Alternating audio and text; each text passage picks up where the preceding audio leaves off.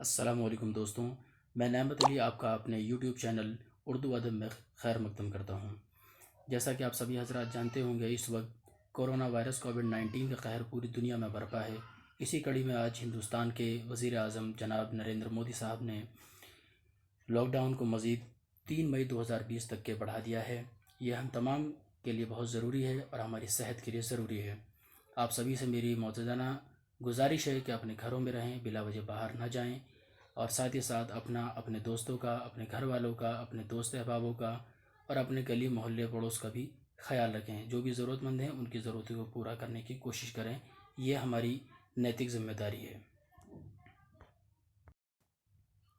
دوستو، اردو ادب چینل میں آج آپ کی پیش خدمت ہے 10ویں جماعت کی اردو کی کتاب جان پہچان کا سبق نمبر 2، جو کہ کنہیا لال کپور کا لکھا ہوا ہے۔ کنہیا لال کپور کے بارے میں نے اس سے پہلے ایک لیکچر دے رکھا ہے، آپ ان کے بارے میں مزید جانکاری حاصل کرنے کے لیے وہ ویڈیو دیکھ سکتے ہیں۔ اس سبق کا نام ہے بے تکلفی۔ یہ ایک انشائیہ ہے جو کہ کنہیا لال کپور نے لکھا ہے۔ اس سبق کو ہم 2 حصوں میں بانٹ کر پڑھیں گے۔ پہلے سبق میں ہم اس کی بلند خوانی کریں گے اور اس کا خلاصہ پیش کریں گے، اور دوسرے سبق میں اس کے الفاظ معنی، سوال جواب، گرامر کا کام اور باقی تمام مشقیں کریں گے۔ کہنے کو تو استاد ذوق فرما گئے، اے ذوق تکلف میں ہے تکلیف سراسر، لیکن یہ غور نہ فرمایا کہ اگر تکلف میں تکلیف ہے تو بے تکلفی میں کون سی راحت ہے۔ تجربہ شاہد ہے کہ وہ تکلف بھی جس کی معراج پہلے آپ ہے، بے تکلفی سے بدرجہ بہتر ہے۔ فرض کیجئے آپ جہنم کے دروازے پر کھڑے ہیں اور جہنم کا داروغہ آپ سے کہتا ہے تشریف لے چلیے، اور آپ مسکرا کر نہایت لجاجت سے عرض کرتے ہیں جی پہلے آپ، تو عین ممکن ہے کہ آپ کے حسن اخلاق سے مرعوب ہو کر آپ کو جہنم کی بجائے جنت میں بھجوا دے۔ اس کے برعکس اگر آپ کی داروغہ جنت سے بے تکلفی ہے تو ہو سکتا ہے کہ ہنسی مذاق میں وہ آپ کو باغ بہشت کی کسی نہر میں اتنے غوطے دلوائے کہ آپ کو چھٹی کا دودھ یاد آ جائے۔ ابے کہاں ہے؟ دروازہ کھول! ابے نانجار سنتا نہیں؟ ہم کب سے چلا رہے ہیں، ارے کوئی ہے، سب مر گئے کیا؟ کمرے میں داخل ہوتے ہی وہ آپ کے احباب پر نگاہ غلط انداز ڈالتے ہیں اور نہایت متانت سے کہتے ہیں معاف کیجیے گا صاحب، میری ان سے ذرا بے تکلفی ہے۔ یہ کبھی ایسا ہوتا ہے کہ آپ دو بے تکلف دوستوں کے درمیان کچھ اس طرح گھر جاتے ہیں کہ نہ پائے رفتن نہ جائے ماندن۔ ان میں سے ایک دوسرے کو نہایت غلیظ گالی دیتا ہے اور آپ کی طرف عفو طلب نظروں سے دیکھتے ہوئے کہتا ہے برا نہ مانیے گا۔ دوسرا جواب میں اسی طرح کی گالی دیتے ہوئے کہتا ہے معاف کیجیے گا، ہم بہت دنوں کے بعد ملے ہیں۔ اس معذرت کے بعد گالیوں کا وہ سلسلہ شروع ہو جاتا ہے کہ آپ کو بے ساختہ اس بے تکلف کی داد دینا پڑتی ہے۔ ناولوں میں بے تکلف دوستوں کی بڑی دلچسپ مثالیں ملتی ہیں۔ تھیکر ایک کردار کا ذکر کرتے ہوئے لکھتا ہے کہ یہ صاحب جس دوست کے پاس ٹھہرتے تھے، رخصت ہوتے وقت اس سے ایک قمیض ضرور مستعار لیا کرتے تھے۔ ہمارے ایک دوست اس معاملے میں تھیکرے کے اس کردار سے بازی لے گئے۔ وہ صرف قمیض پر اکتفا نہیں کرتے، ساری پوشاک کا مطالبہ کرتے ہیں۔ عموماً ٹیکسی میں سوار ہو کر ہمارے یہاں تشریف لاتے ہیں اور کمرے میں داخل ہوتے ہی فرماتے ہیں 5 روپے کا ایک نوٹ نکالیے، ڈرائیور کو دفع کر لوں، پھر باتیں کریں گے۔ یہ حضرت ہمیشہ ہماری عدم موجودگی میں واپسی کا کام کرتے ہیں اور ودا ہوتے وقت نوکر سے کہہ جاتے ہیں وہ آئیں تو انہیں کہہ دیجئے گا کہ میں ان کا گرم کوٹ، خاکی ٹائی اور کالی پتلون ساتھ لے جا رہا ہوں، چند دن استعمال کر کے واپس کر دوں گا۔ ہمارے ایک بے تکلف دوست ہیں، وہ جہاں کہیں ہم سے ملتے ہیں مصافحہ کرنے کے بجائے بار بار بغلگیر ہو کر بے تکلفی کا اظہار کرتے ہیں۔ ایک بار انارکلی میں ملاقات ہوئی۔ بازار کے بیچ انہوں نے یہ عمل جو دہرانا شروع کیا تو راہ گیر دانتوں میں انگلیاں داب کر رہ گئے۔ ہر 2 منٹ کے بعد بغلگیر ہو کر کہتے بھائی خوب ملے یار، حد ہو گئی۔ وہ اس انداز سے مجھے اپنے بازوؤں کے شکنجے میں کس رہے تھے گویا برسوں کے بعد ملے ہیں، حالانکہ اس ملاقات سے صرف 2 دن پہلے مال روڈ پر ملے تھے اور وہاں بھی انہوں نے اسی قسم کی گرم جوشی کا مظاہرہ کیا تھا۔ بے تکلف دوست کو تو وہی مثال ہے کہ اسے وبال جان سمجھتے ہوئے بھی آپ وبال جان نہیں کہہ سکتے۔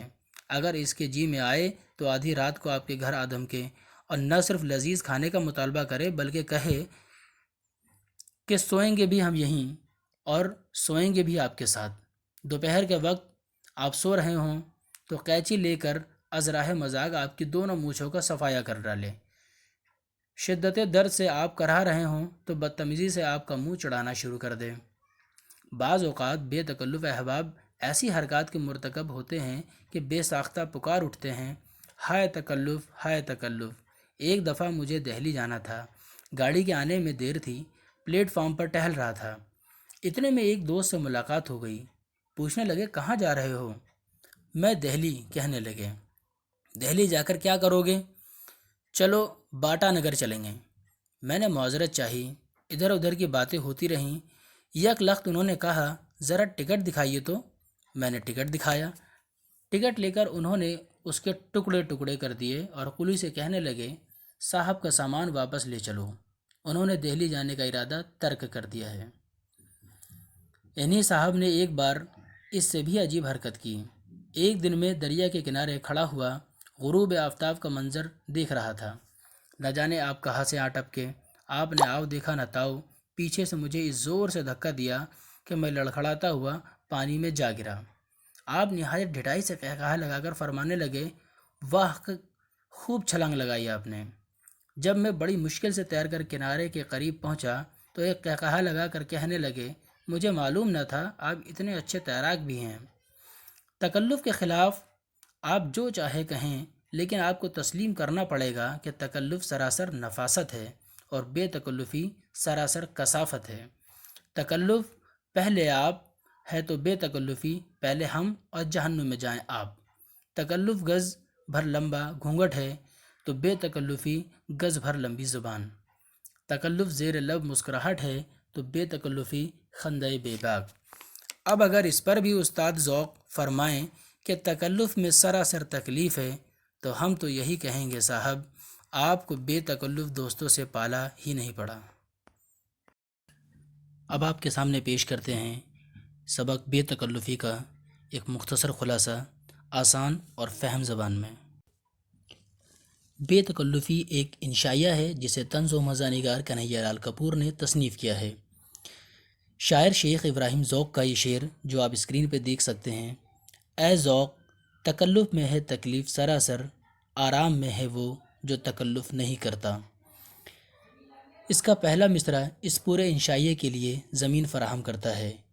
پہلا مصرع یعنی اے ذوق تکلف میں ہے تکلیف سراسر۔ کنہیا لال کپور اس پہلے مصرعے کی تنقید کرتے ہوئے صحیح معنوں میں اس کی توسیع و تشریح کرتے ہیں اور تکلف اور بے تکلفی کے فرق کو پوری طرح واضح کر دیتے ہیں۔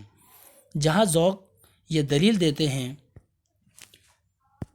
کہ جس شخص نے تکلف کیا وہ پریشانی اٹھاتا ہے، جبکہ تکلف نہ کرنے والا پریشانیوں سے بچ جاتا ہے اور آرام میں رہتا ہے، وہیں ہمارے مصنف کنہیا لال کپور کا خیال ہے کہ اس سے بالکل الٹ ہے۔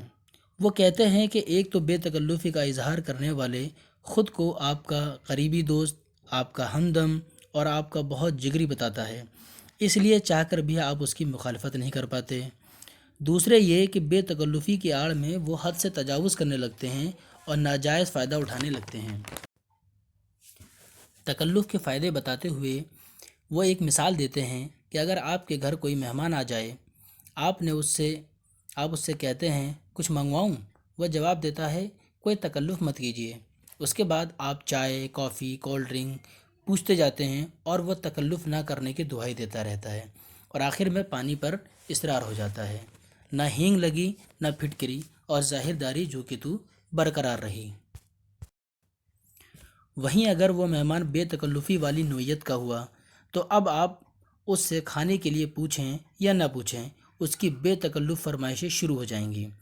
پہلے کھانا، اس کے بعد کچھ میٹھا، پھر چائے، چائے کے بعد پان، سگریٹ وغیرہ وغیرہ شروع ہو جائیں گے۔ کنہیا لال جہاں ایک طرف تکلف کو نفاست کہتے ہیں تو وہیں بے تکلفی کو کثافت قرار دیتے ہیں۔